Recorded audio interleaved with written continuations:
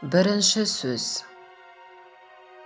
Бұл жасқа келгенше жақсы өткіздік пе, жаман өткіздік пе? Әйтеуір бір талай өмірімізді өткіздік.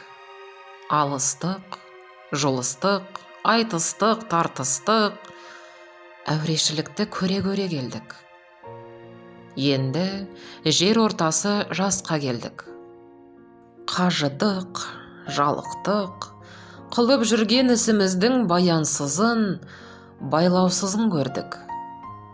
Бәрі қоршылық екенін білдік. Ал енді қалған өмірімізді қайтып не қылып өткіземіз? Соны таба алмай, өзімде қайранмын. Ел бағу? Жоқ, елге бағым жоқ.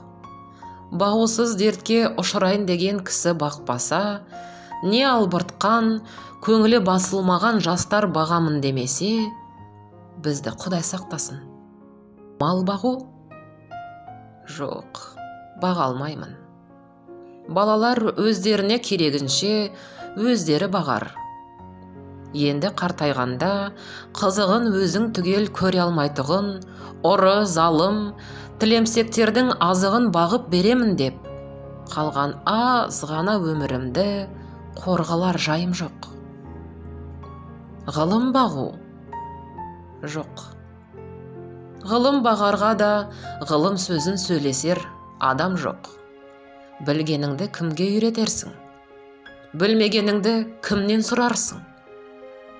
Елсіз күнсізде кездемені жайып салып, қолына кезін алып отырғанның не пайдасы бар? Мұңдасып шер тарқатысар кісі болмаған соң, ғылым өзі бір тез қартайтұғын күйік. Софылық қылып дін бағу? Жоқ, ол да болмайды. Оған да тыныштық керек. Не көңілде, не көрген күніңде бір тыныштық жоқ. Осы елге, осы жерде не қылған софылық? Балаларды бағу? Жоқ, баға алмаймын.